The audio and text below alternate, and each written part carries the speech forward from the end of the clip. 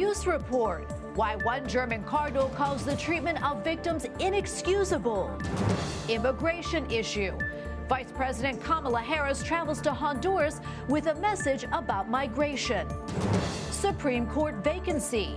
Justice Stephen Breyer's planned retirement raises questions about who will take his place. And youngest U.S. bishop. Meet the Catholic priest who will soon become an auxiliary bishop in New York.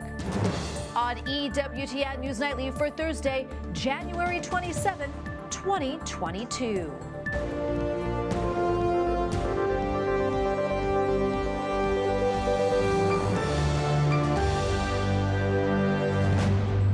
Thank you so much for being with us tonight. I'm Tracy Sable. The head of an archdiocese in Germany issued an apology this morning to survivors of clergy sexual abuse.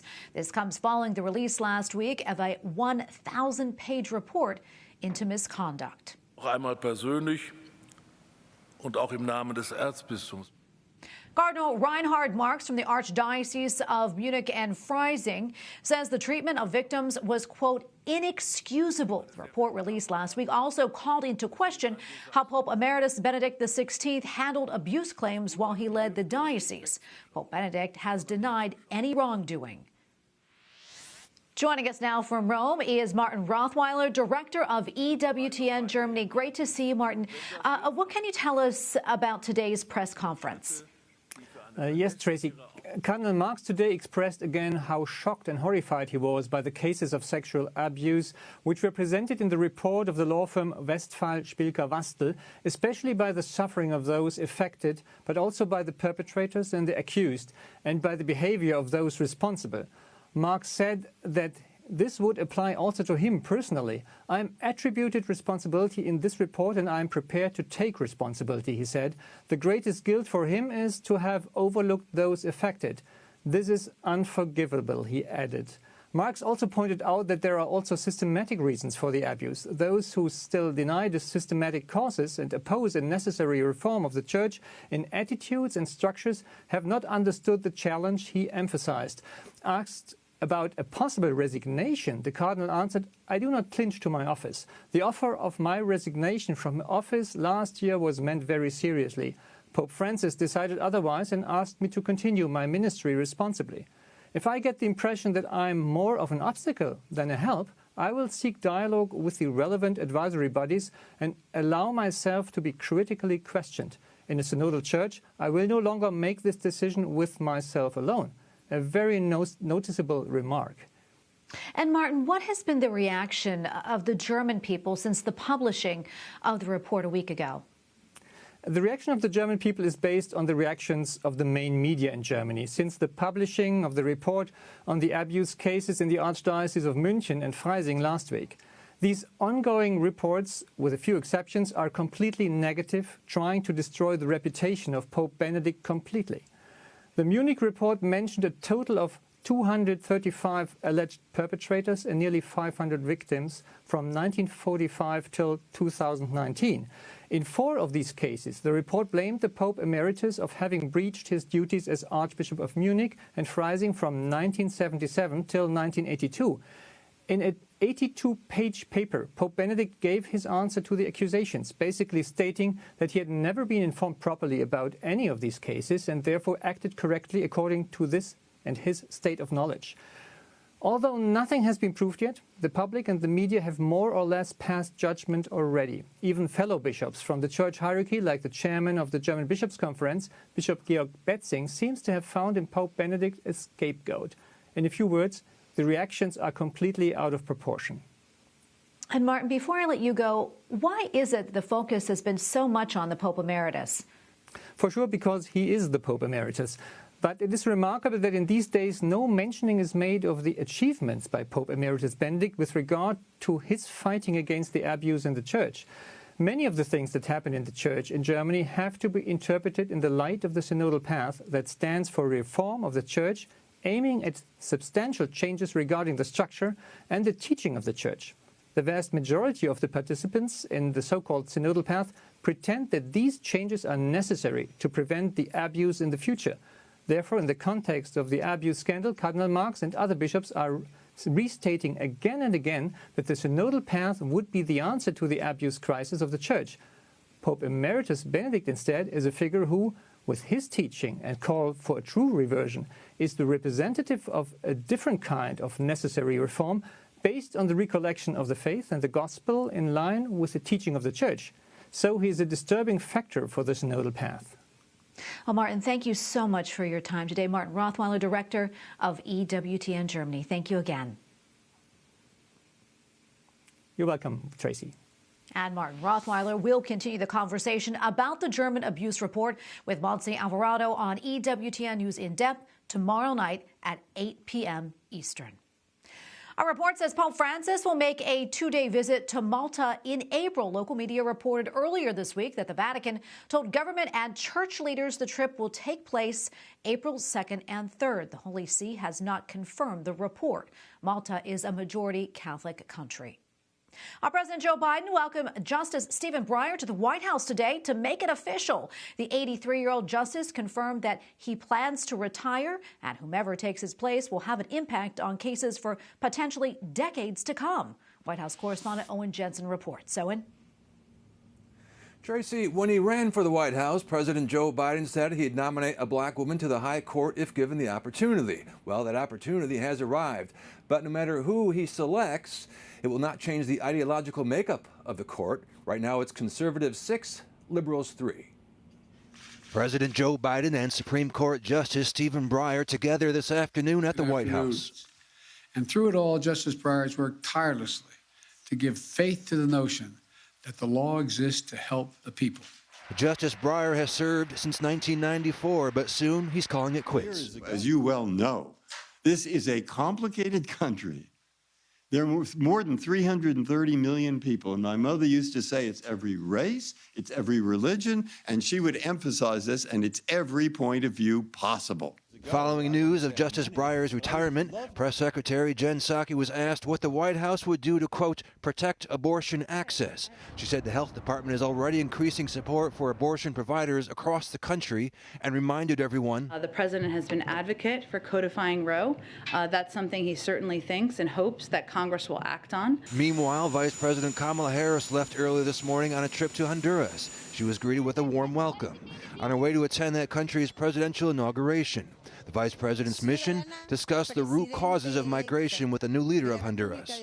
Illinois Republican Representative Mary Miller blames the Biden-Harris administration for leaving America's southern border wide open for terrorists, criminal cartels, and human traffickers to cross at will.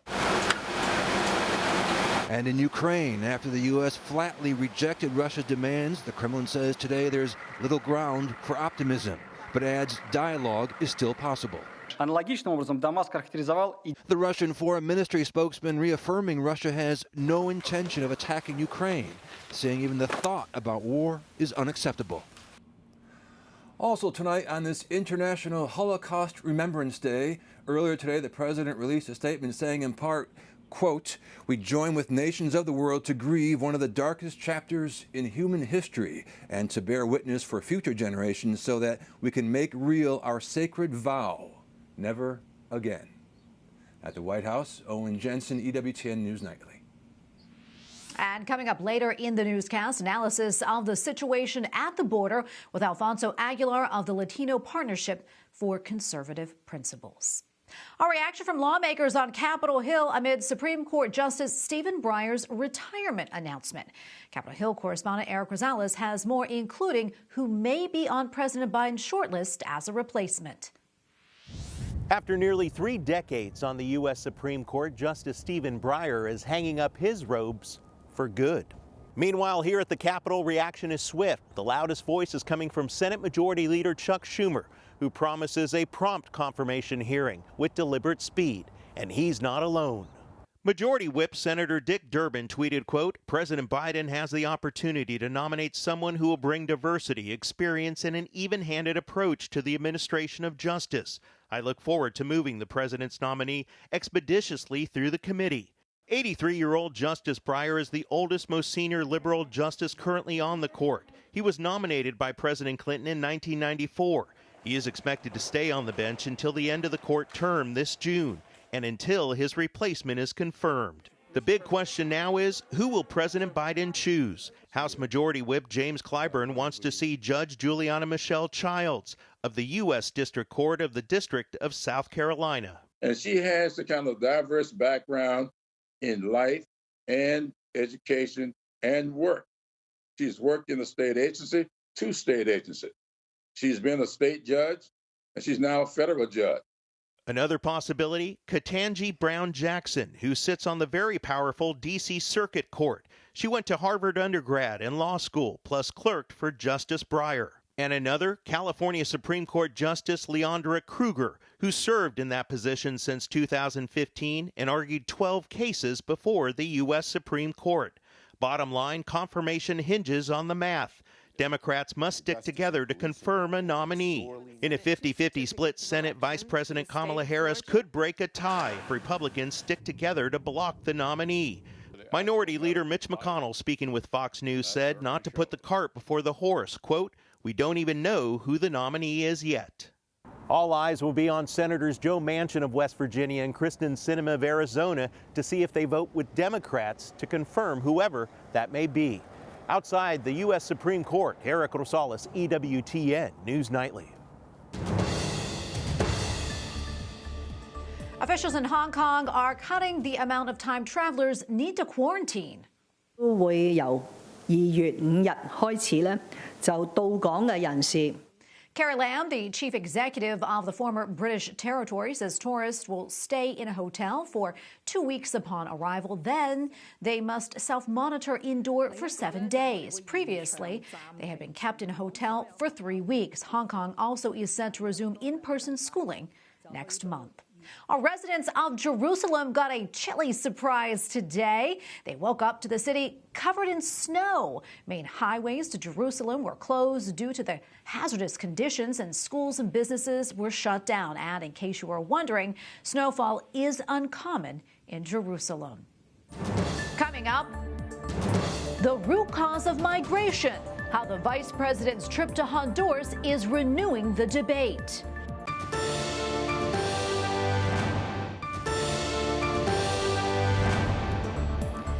Reported earlier, Vice President Kamala Harris is visiting Honduras to address the root causes of migration. Meantime, in Texas, a border summit was held today to give attorneys general from 12 states a firsthand look at how the border crisis is affecting the Lone Star State and ultimately the entire country. And joining me now is Alfonso Aguilar, president of the Latino Partnership for Conservative Principles. Alfonso, welcome back. Great to see you as always. First off, I want to get your thoughts on the vice president's trip to Honduras. What do you make of it, and how effective do you think it'll be? Well, sadly, I don't think it's going to be effective at all. First of all, she is the border czar. President Biden last year nominated her to that position to deal with the root causes of the border crisis. She went to Central America back in the summer of last year, and she hasn't been back since then. We know that she hasn't been in communication. She hasn't been directly in communication with high-level officials of the government of Central America. The president of Guatemala recently said that since that visit during the summer of last year, he hasn't talked to Vice President Harris. So, I think it's a PR visit. She's trying to show that she's trying to do something, but I don't think it's going to lead to anything. The other thing is that the new president of Honduras is a socialist, and with sympathies to the Maduro regime in Venezuela. I don't think she's going to put in place policies that are going to resolve the economic situation in Honduras. To the contrary, I think she's probably going to put forward policies that are going to impoverish the people of Honduras and generate more migration. So that's what I think of that visit. Yeah, and I want to talk about that border summit that took place in Texas today. One of the things Governor Greg Abbott talked about was how cartels are using social media platforms, in particular TikTok, to recruit for smugglers, and it seems that victims of human trafficking are caught up in that as well. I want to get your thoughts on that, and what more do you know about that? Well, this is true, and Governor Abbott was very emphatic that this massive flows of people facilitates human trafficking, child trafficking. So as has been reported, last year we received over 2 million people arrived at the border illegally. Hundreds of thousands, up to perhaps 800,000, have been released into the country. So what cartels are doing, trafficking cartels, are communicating through TikTok, through social media, to recruit smugglers on the Texas side, on the U.S. side, so that those persons that are released into the U.S. can contact them, and they can be moved to wherever they're going to take them. So this is the situation that President Biden has created by undoing President Trump's border security measures, and also by changing the rules of the asylum process, facilitating asylum abuse. So he was very emphatic that this administration is facilitating the trafficking of people. You know, another thing I found very interesting is 2 high-level immigration advisors in the Biden administration are actually leaving their positions. Why do you think that we're seeing these departures when we know the situation at the border is still very chaotic, to say the least? I mean, frankly, I think probably they're responding to pressure from leftist activists who, believe it or not, think that the president's not doing enough to allow immigrants to enter the U.S. The president was forced by the courts to reinstate the Remain in Mexico policy, which was established by President Trump. A lot of leftist immigration advocates were not happy with that. So he's getting a lot of pressure from the left to be even more liberal in how he approaches border security. Well, Alfonso, unfortunately, we have to leave it right there. But thank you so much for your time and analysis. We always appreciate it. Thank you for having me. Up next, elevated by the Holy Father. Meet the soon-to-be youngest U.S. bishop.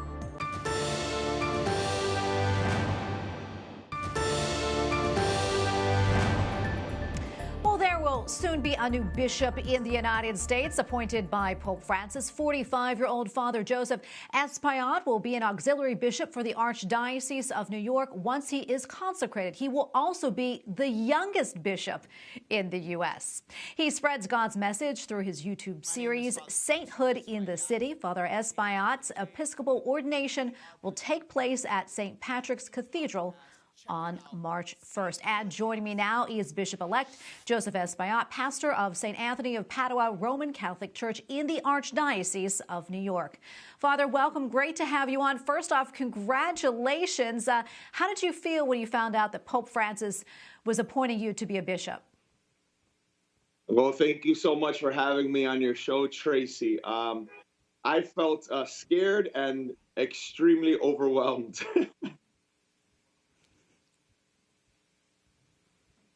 Well, that's amazing. I mean, such an honor, and congratulations. Can you talk to us about your vocation story and how you knew that God was calling you to the priesthood? Well, I entered the seminary, Tracy, when I was 13 years old. So I'm a lifer. There are not many of us left. And when I went to high school, I was looking around at many different high schools. And the story goes, when I entered Cathedral Prep, that was the name of the high school I went to in New York City here. And I saw an image of Our Lady called the Vobis in Matrem, which means, unto you, I give you a mother.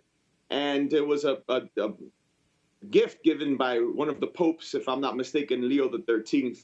And when I saw this image of Our Lady holding baby Jesus is extending a cross out. I looked at it and I said to my mom, "Mom, I'm coming to high school here." And my mom said, "What are you talking about? It's nonsense. You haven't even seen the school yet." I said, I don't know, but God is calling me to come here. And I didn't know it was a seminary to become a priest. But Our Lady has always led me in my vocation story. So I went to Cathedral Prep, and the rest is history. That is an amazing story. You know, I asked you how you felt when you got the news. What about your family? What did they have to say? My mother cried immediately. and my father as well. He teared up, and they were just excited. My sister, who's a lawyer in the Army, she also was very, very excited when the news, and they were just in shock. Well, and I'm so sure that they are so elated too. Just amazing, amazing news. I want to talk about this podcast that you have on YouTube, which I think is so interesting, called Saint in the City. Tell us about it, what inspired you to do it, and also talk about maybe some of the topics that you discuss. Sure. The podcast is called Sainthood in the City, and basically I am a city kid. I was born and raised here in New York, if you will. I grew up in the city. I love the city, and there's a different style and a different way of us who grew up in the city. We know a different way of life, if you will, the hustle and bustle, the city that never sleeps. And so the reason for the podcast was to reach those in the margins, those that Pope Francis is calling us to reach out to those in the peripheries. As a church, I don't think we're reaching those young people who are not coming to church. So I know that it's a kind of a controversial podcast for some people who are in the church, but it's not intended for those that go to church. It's not intended for, your everyday person that receives Holy Communion. I'm not trying to reach them. I'm trying to reach those that don't come to church, those that don't know the message of Jesus Christ, those that have never heard the gospel, those that Jesus would be going out to, the Samaritan woman, if you will. And so that's where the podcast began. It's not intended to reach those who are, every day and praying the rosary and coming to daily mass. Rather, it's intended for those who maybe are looking for a message of hope and looking for something different. And it began with a group of friends of mine and brothers that I minister with. And we just said, let's reach those that are not reached, right? Those that are maybe imprisoned, those that are on the peripheries and on the margins. And so that's how the podcast began. I love that, casting that wide net. Can you talk about ways you're getting, younger people engaged with God's word? Well, there's this podcast, the Sainthood in the City podcast is one way. I'm working on another podcast with younger people from my parish, actually. They were the ones who said, Father Joseph, if you started a podcast, we'd listen to you after a homily one day. I came up with the phrase, I don't live for likes, I live for love. I said that in a homily inspired by the Holy Spirit. I said, young people are living for likes. Why are you living for likes? Why are you living for a thumbs up on Facebook or on Instagram? I don't live for likes. I live for love. I live for the love of God. I live for Jesus Christ. And so one of my kids was like, that is awesome, Father. You should start a podcast. So I said to the young person, great. If I do, would you be on it with me? And she was like, me? And I said, yeah, of course you. Why not? I said, you're the one who inspired me to maybe consider it. So she was like, all right, great. And we just actually filmed like 12 episodes already. And before I got named, so I don't know how that's going to work, but we're working on that, as well as I am also the director of the Hispanic Catholic Charismatic Center here in the Bronx, where we have 3-day retreats. And we welcome young people from all over the United States here for 3 days. And so we've been leading retreats for years here. And it's a beautiful ministry to be able to do that. So these are one of the many ways that we do. And then I also go around the nation and I preach. I help out the Steubenville conferences, the summer youth conferences. And I'm so overjoyed at helping them out. So these are one of the many ways that I'm trying to bring the gospel to our young people. Well, Father, you are super busy, and I can't wait to hear that podcast with the young people. And thank you so much for coming on. We hope to catch up with you soon. And congratulations, and God bless you. Thank you for what you do, Tracy. God bless you. And we thank you for watching tonight. For the entire EWTN News Nightly team, I'm Tracy Sable. Good night, and God bless.